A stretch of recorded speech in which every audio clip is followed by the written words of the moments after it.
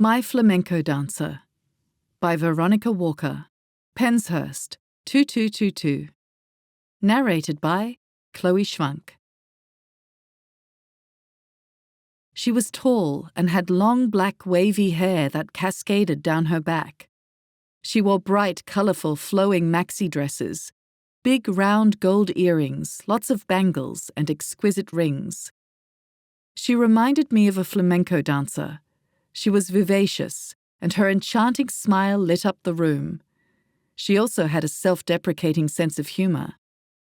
She was the most stunning woman in my eyes. She was my aunt, Rubia. My uncle was a pilot. When he was away, I would spend holidays at their place. I vividly remembered the large bouquets of red and white roses Uncle always sent her when he travelled. She displayed the flowers lovingly in a crystal vase on her dining room table.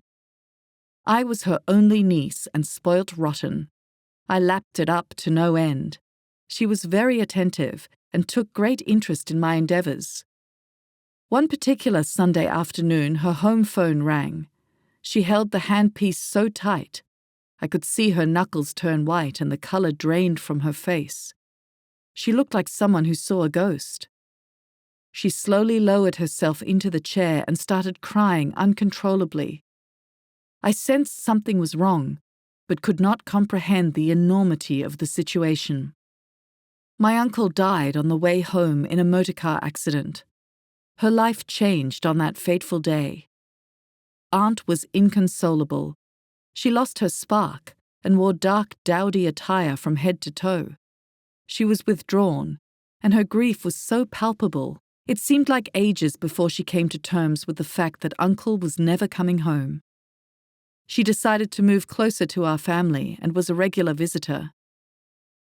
Somehow, over time, she managed to get her life back to as normal as possible. She had tenacity and was resilient. A glimmer of her spark was back.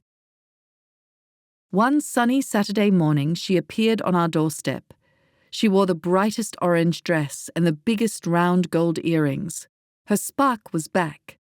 She said, "I've decided life is for living and I'm going to enjoy it."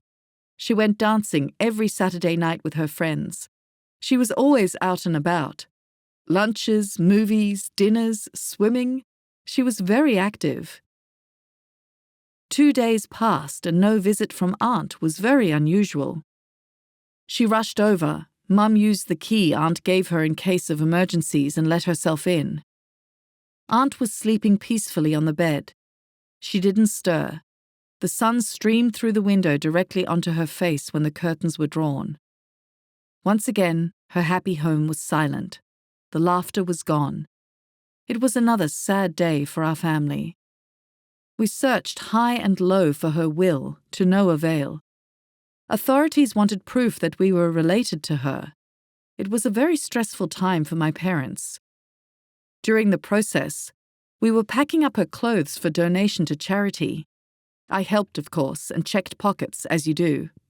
I found a manila envelope in the lining of her favourite coat. We named Her Majesty's coat. I couldn't believe my eyes. My mouth went dry, I couldn't breathe, felt my legs buckling and complex emotions course through my body. It was a copy of my birth certificate. She was my mother. I stumbled out of the room looking for my parents. Speechless, all I could do was point to the page. I was trembling, so Mum guided me to a chair. She wrapped her arms around me whilst Dad rushed to get a glass of water. They realized the day had arrived for closure and truth. Where did I belong? My parents said, "We love you as our own." It was very reassuring to know they were by my side. Mum explained that Aunt and her boyfriend were young and in the throes of passion didn't consider the consequences. They were attending university and too young to take care of a baby. During that era, having a child out of wedlock, you were ostracized and frowned upon by society, so they protected her reputation by adopting me. I was so grateful for their sacrifice. I thanked my lucky stars that I had the best parents in the world. Gathering my thoughts after coming down, the penny dropped. I recalled the way she always hugged me tight and gently stroked my cheek, and how she would linger when it was time for her to go home. I had black wavy hair too. I could not imagine the heartache endured, not drying my tears when I stubbed my toe, not being my proud parent on graduation day, not meeting my first boyfriend and comforting me when he broke my heart, and not dancing in the rain with me when I received a promotion to work abroad. I was near, yet so far. After lengthy legal disputes, Aunt's will was finalized.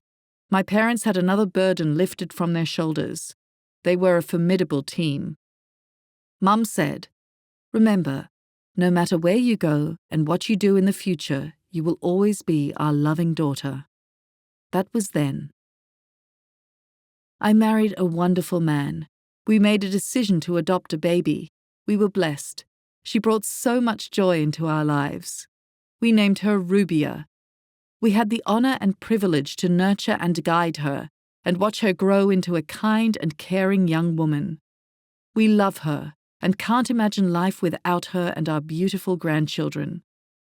I can still remember Aunt's hearty laugh, also her colorful flowing dresses and jingling sound of her bangles when she glided into a room. Now, I wear her jewelry every day and feel her close to me. The end.